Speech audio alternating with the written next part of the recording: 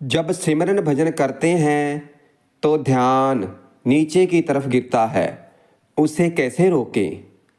साथ संगत जी, फायदा और नुकसान तो व्यापार में देखा जाता है, परमार्थ में नहीं देखा जाता।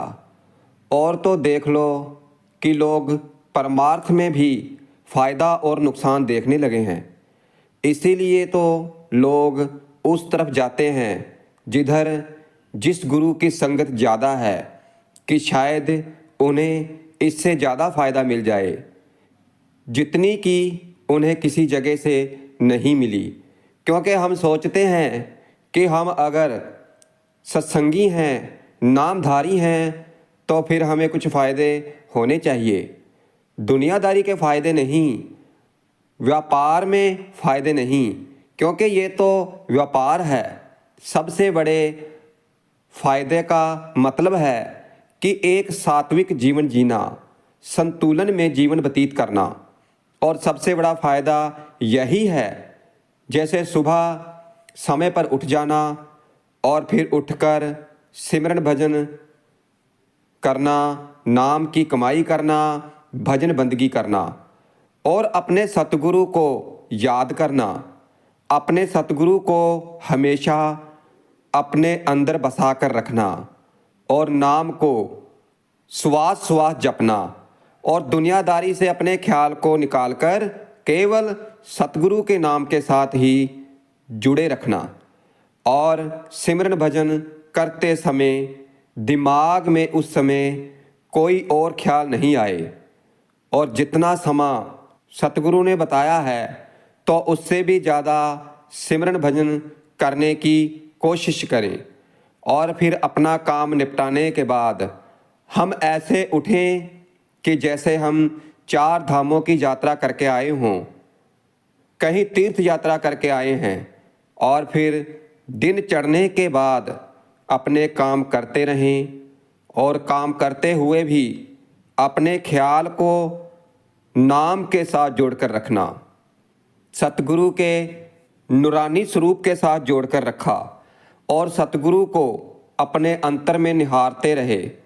तो भाई ये सच्चा फ़ायदा है जो कि हमारे जीवन चरित्र को बढ़ाता है और दर्शाता है कि हम किसी गुरु से दीक्षित हैं। हमने किसी पूर्ण सतगुरु से नाम दान ले रखा है और फिर लोग हमारे बारे में जानने के लिए उत्सुक होते हैं कि इस व्यक्ति से बात की जाए, क्योंकि ये व्यक्ति हमारे में से अलग है। और अगर हम सारी ज़िंदगी दुनियादारी में ही फंसे रहे, दुनिया के काम धंधों में ही उलझे रहे और जो सतगुरु से नाम मिला है उसके लिए समय ही नहीं निकाल पाए, नाम को जपा ही नहीं, तो फिर भाई हमें कुछ भी लाभ नहीं होगा और ना ही हम अपनी पहचान बना पाएंगे। और हम कहते हैं कि हमारे सतगुरु हमारी संभाल करेंगे, तो सतगुरु भी हमारी संभाल तभी करेंगे जब हम उनके कहने के अनुसार चलेंगे, उनके हुक्म में रहेंगे। अब कई लोग ये भी सोचते हैं कि भाई सतगुरु की इतनी ज़्यादा संगत है, लाखों करोड़ों में संगत है, तो सतगुरु कैसे इन सब की संभाल करेंगे? तो भाई सतगुरु संभाल करते हैं, चाहे कितनी भी संगत क्यों ना हो, फिर भी सतगुरु संभाल करते हैं। लेकिन उनकी संभाल करते हैं जो सतगुरु के हुक्म में रहते हैं, सतगुरु के कहने के अनुसार चलते हैं। अब देखो, हमारे सतगुरु हमसे कोई भार उठाने के लिए तो नहीं कहते, कोई शारीरिक मेहनत के लिए तो नहीं कहते हैं। वो तो कहते हैं कि तुम्हें जो नाम मिला है उसका सिमरन भजन करना है रोज़ाना। बस दुनियादारी के काम धंधे भी करते रहो और सिमरन भजन भी करते रहो। सारा दिन नहीं कर सकते तो शाम को 2.5 घंटे बैठ जाओ सिमरन भजन में, या फिर सुबह सुबह बैठ जाओ, मगर सिमरन भजन को समय ज़रूर दो। क्योंकि हमारे लेखे में ये सिमरन भजन नाम की कमाई ही लिखी जाएगी। अब कई लोग दुनिया में ऐसे हैं कि जिनके पास काफ़ी धन है, दौलत है, फिर भी वो दुखी हैं। मगर एक सतगुरु का प्यारा है तो वो अपने आप को बहुत किस्मत वाला समझता है। वो तो समझता है कि पता नहीं किस जन्म में मैंने अच्छे कर्म किए हैं कि मुझे पूर्ण सतगुरु से नाम की बख्शीश मिल गई है, तो फिर मैं इसका क्यों ना फ़ायदा उठाऊं। और वो उठाता भी है। जो सारा दिन ही सतगुरु की मौज में बिताता है, तो फिर उसके लिए इससे बड़ा और क्या फ़ायदा हो सकता है। इसलिए एक बार विचार करके तो देखो कि क्या इससे बड़ा कोई फ़ायदा है। नहीं, इससे बड़ा और कोई फ़ायदा नहीं है, क्योंकि सतगुरु से नामदान मिल जाना और सिमरन भजन करके अंतर में सतगुरु के दर्शन हो जाना और फिर सारा दिन ही सतगुरु का स्वरूप आँखों के आगे रहना और फिर किसी के साथ दुर्व्यवहार ना करना, सभी से प्रेम करना, सभी के साथ प्रेम भाव से पेश आना, तो भाई इससे बड़ा हमें और क्या फ़ायदा चाहिए। क्योंकि इससे बड़ा तो हो ही नहीं सकता है। और ये सब तभी हो सकता है जब हम पूरी तरह से संत मत को अपना लेते हैं और फिर ही हम सतगुरु के सच्चे सेवादार बन जाते हैं। और कहा जाता है कि नाम मिल जाने पर सतगुरु की प्राप्ति होती है। नाम मिलने पर परमात्मा की प्राप्ति होती है, ये एक ही बात है। और इस बात की हमें तब ही समझ में आएगी जब हम इसे अमली जामा पहनाएंगे, जब इसे अच्छी तरह से समझने की कोशिश करेंगे। जब तक कि हम सिमरन भजन नहीं करेंगे तब तक अब कहा जाता है कि नाम मिलने से सुख प्राप्त होता है, आनंद मिलता है। तो भाई ये सच है कि नाम मिलने पर सुख प्राप्त होता है, आनंद मिलता है, लेकिन ये केवल उन्हीं को सुख और आनंद प्राप्त होते हैं जो इस नाम की कमाई करते हैं। अब बात पहले भी यही कही गई थी और अब भी यही कही जा रही है और आगे भी यही कही जाएगी। अब आप सत्संग में जाते हैं तो वहाँ केवल भजन बंदगी की बात की जाती है, क्योंकि सारे सुख और सारे आनंद केवल सिमरन भजन नाम की कमाई पर ही निर्भर हैं। कहा जाता है कि सिमरन भजन करने से हरि आनंद प्राप्त होता है, तो भाई होता है। नाम की कमाई करने पर केवल नाम मिल जाने पर ही नहीं होता, क्योंकि अगर केवल नाम मिल जाने पर ही हरि आनंद प्राप्त होता तो अभी तक तो जिन्होंने नाम ले रखा है तो फिर वो सभी के सभी आनंद को प्राप्त कर चुके होते। अब सतगुरु ने दया करके हमें नामदान दे दिया है और संगतों को नामदान दे भी रहे हैं और आगे भी नामदान देते रहेंगे। अब सोचो कि सतगुरु की जिम्मेवारी कितनी बढ़ती जा रही है, मगर हम अपनी तरफ नज़र मारें तो भाई हम कितनी जिम्मेवारी संभाल रहे हैं। अब हम में से थोड़े से भी लोग नहीं हैं कि जो पूरा का पूरा समय देते होंगे सिमरन भजन को। और अगर हम ये भ्रम पालकर बैठे हुए हैं कि अंत समय में सतगुरु आकर हमारी संभाल करेंगे, तो भाई संभाल करते भी हैं अगर हम अपनी जिम्मेवारी को निभाएं। अब हमारी जिम्मेवारी क्या है? हमारी जिम्मेवारी है कि जो सतगुरु ने हमें नाम दिया है उसका सिमरन भजन करना, भजन बंदगी करना, बस इतनी सी जिम्मेवारी है। और अगर हम इस जिम्मेवारी को निभाते हैं तो फिर सतगुरु हमारी अंत वेले संभाल करते हैं, वरना नहीं। वो हमारा भरम का भरम ऐसे ही रह जाता है। इसलिए भाई हमें नाम पर विश्वास करने की ज़रूरत है।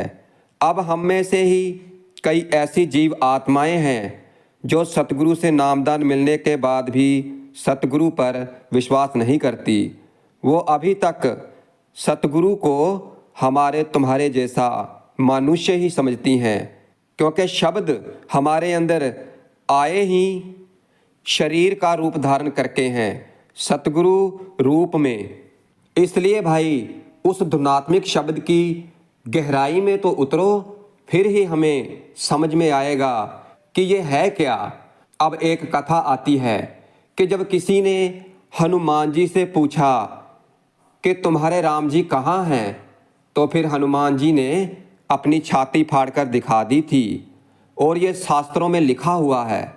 इसलिए भाई हमें ये सब करने की ज़रूरत नहीं है, हमें केवल अपने सतगुरु के रंग में रंग जाना है, सतगुरु में समा जाना है, क्योंकि परमात्मा कहीं दूर नहीं है, परमात्मा हमारे अंदर ही है। और अगर हम सतगुरु के द्वारा दिए गए नाम का सिमरन भजन करते हैं, नाम की कमाई करते हैं, तो फिर हमारे अंतर में हमारी आत्मा को सतगुरु के दर्शन होते हैं। कबीर साहब जी फरमाते हैं, अरे मन धीरज काहे ना धरे, शुभ और अशुभ कर्म पूर्व ले, रति घटे ना बढ़े, होनहार होवे धुन सोही, चिंता काहे करे। अरे मन धीरज काहे ना धरे। कबीर साहब जी ने तो समझा दिया है, और वो कैसे समझाएं कि एक बार धीरज धर के सतगुरु के नाम के साथ जुड़ जाओ, तो इससे बड़ा और क्या फ़ायदा हो सकता है। जो हमारे पूर्व कर्म हैं, प्रारब्ध कर्म हैं, जो किसी तरह से भी काटे नहीं जा सकते हैं, और केवल उन्हें भोगना ही पड़ता है। और फिर उनको भोगते वक्त जो हमारी हालत होती है, जो हमारी दुर्दशा होती है, जहाँ हो रही है, कैसे दुखी रहते हैं लोग इन कर्मों को भुगतने पर। और कहा जाता है सतगुरु द्वारा दिए गए नाम में इतनी शक्ति है कि जब भी लोग इस धुनात्मक नाम के साथ अपनी आत्मा को जोड़ लेते हैं, तो फिर जो मन है, जो ये मन धीरज नहीं धरता, तो फिर ये मन धीरज धर लेता है। अरे मन धीरज काहे ना धरे, फिर ये मन धीरज धर लेता है, और फिर इसकी सभी चिंताएं समाप्त हो जाती हैं। अब देखो ये भी हमारा कितना बड़ा फ़ायदा हो गया। तो भाई और क्या फ़ायदे चाहिए। और हमें जीवन की नश्वरता का ज्ञान हो जाता है, क्योंकि अभी हमें सभी लोग जानते हैं, लेकिन ध्यान रखना कि ज्ञान होना बहुत ज़रूरी है, क्योंकि ज्ञान हो जाने पर ही भक्ति का सूर्य उदय होता है। और इस बात का सभी को पता है कि एक ना एक दिन हमारी मृत्यु होनी है, और फिर ये सब यहीं पर धरा का धरा रह जाएगा। हम कुछ भी साथ नहीं लेकर जाएंगे, लेकिन फिर भी इनको इकट्ठा करने में लगे हुए हैं, और इकट्ठा करने में दिन रात एक कर देते हैं, और लोगों के साथ दुश्मनी पालकर बैठे हुए हैं, और मैं मेरी में उलझे हुए हैं। और फिर जब पूरी तरह से ज्ञान हो जाता है, हमें जब सोझी आ जाती है कि केवल ये नाम सत्य है, बाकी सब झूठा पसारा है, केवल ये नाम ही सच है, इस नाम के सिवा इस जीवन में कुछ है ही नहीं। और जब ये ज्ञान हमें हो जाता है, हमें पूरी तरह से फिर जाकर हमारी आत्मा इस नाम को स्वीकार करती है, वैसे नहीं। और फिर आत्मा जब नाम को स्वीकार कर लेती है, तो फिर बाहरी भक्ति अपने आप ही खत्म हो जाती है। रास्ता सारग में है दिल भर के जाने के लिए। तुलसी साहब जी ने फरमाया है कि रास्ता सारग में है, मतलब कि हमारे अंतर में ही वो रास्ता है जो हमें उस परमात्मा के पास ले जाता है। बाहरी भक्ति से भी बचे रहोगे, और जो प्रारब्ध कर्म हैं तो उनको भी हम हंसते हंसते पार कर लेते हैं। जो 84 लाख जूनियाँ हैं, हम उससे भी छुटकारा पा लेते हैं। और जो हमें बाहरी भक्ति से दुख होते हैं, तो हम उनसे भी बचे रहते हैं। ऐसे कई ही अनगिनत फ़ायदे हमें होते हैं जब हम सतगुरु से प्रेम करते हैं, सतगुरु के साथ जुड़ जाते हैं, सतगुरु की मूर्त को अपने अंतर में बसा लेते हैं और फिर नाम का सिमरन भजन करते हैं। इसलिए बड़ा ही साधारण सा जीवन जीने की हमें कोशिश करनी चाहिए और अंतर की भावनाओं से सतगुरु की सेवा करो, क्योंकि वो सब जानते हैं कि तुम किसके लिए सिमरन भजन कर रहे हो और तुम क्या चाहते हो। दुनियादारी में उलझे रहना चाहते हो या फिर मुक्ति चाहते हो, तो फिर ऐसा करने से जो हमारा ध्यान है सिमरन भजन करते समय जो नीचे की तरफ आता है, तो फिर वो नीचे की तरफ नहीं गिरता है, वो ऊपर की तरफ उठता है और फिर इन 9 द्वारों से ऊपर उठकर उस आज्ञा चक्कर पर सतगुरु के स्वरूप के साथ एक जगह टिक जाता है और हमारे अंतर में सिमरन चलता रहता है।